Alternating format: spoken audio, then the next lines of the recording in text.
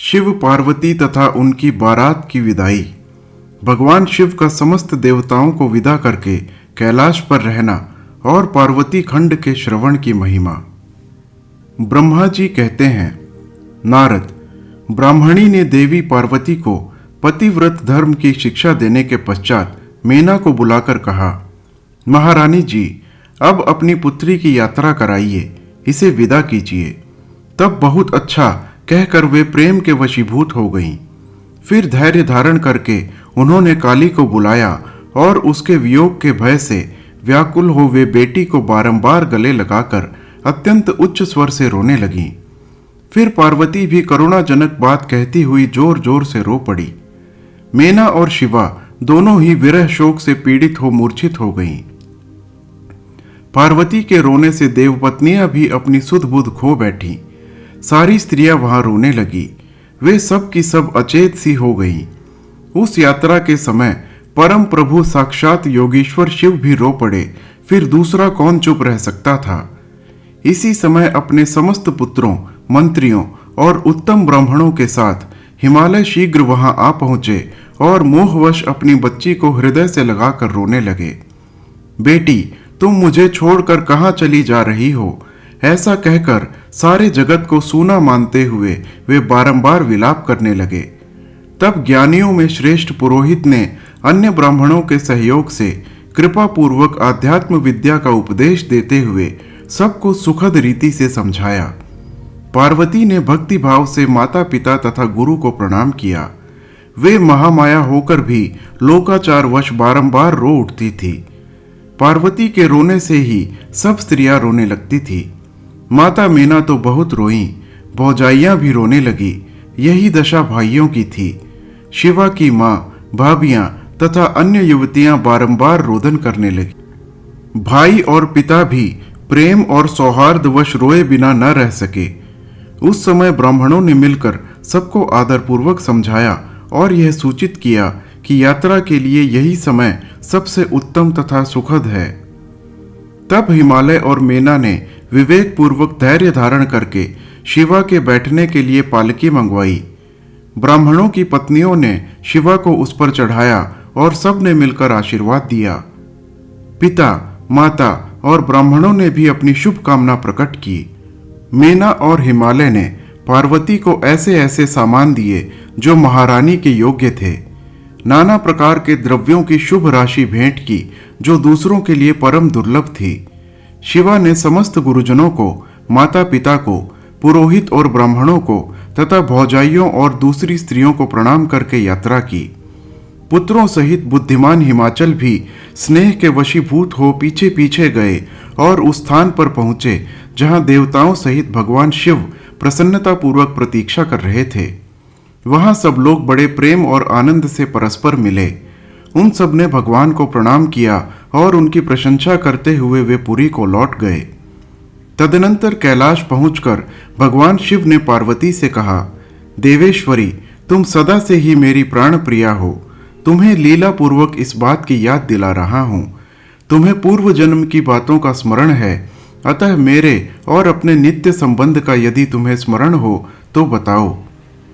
अपने प्राणनाथ महेश्वर की यह बात सुनकर शंकर की नित्य प्रिया पार्वती मुस्कुराती हुई बोली, प्राणेश्वर, मुझे सब बातों का स्मरण है, किंतु इस समय आप चुप रहिए और इस अवसर के अनुरूप जो कार्य हो उसको शीघ्र पूर्वक करिए।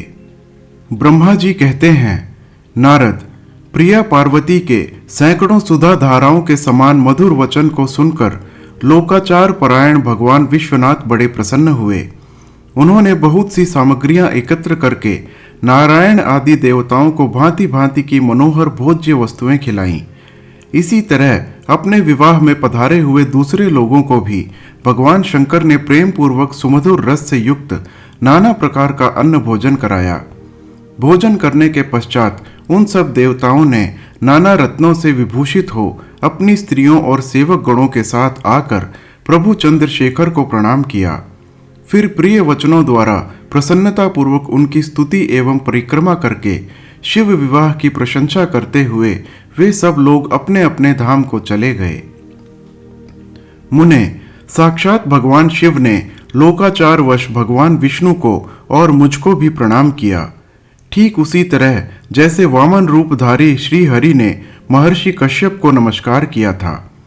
तब मैंने और श्री विष्णु ने शिव को हृदय से लगाकर उनको आशीर्वाद दिया। तदनंतर श्री हरि ने उन्हें परब्रह्म परमात्मा मानकर उनकी उत्तम स्तुति की। इसके बाद मेरे सहित भगवान विष्णु शिव से विदा ले शिवा और शिव को प्रसन्नतापूर्वक हाथ जोड़कर उनके विवाह की प्रशंसा करते हुए अपने उत्तम धाम को गए।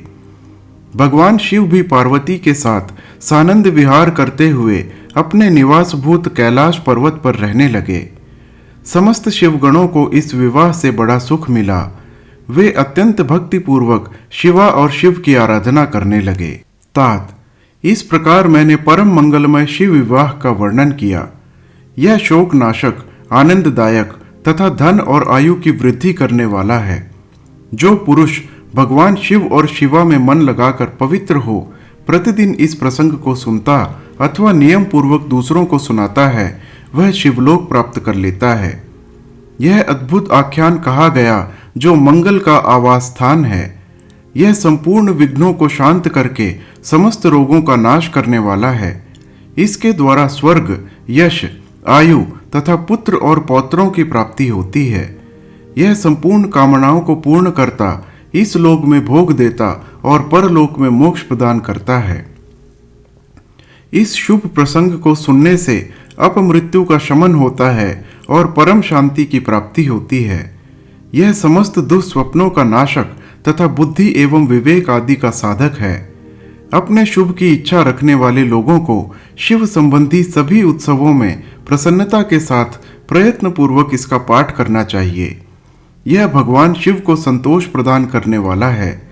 विशेषतः देवता आदि की प्रतिष्ठा के समय तथा शिव संबंधी सभी कार्यों के प्रसंग में प्रसन्नता पूर्वक इसका पाठ करना चाहिए अथवा पवित्र हो शिव पार्वती के इस कल्याणकारी चरित्र का श्रवण करना चाहिए।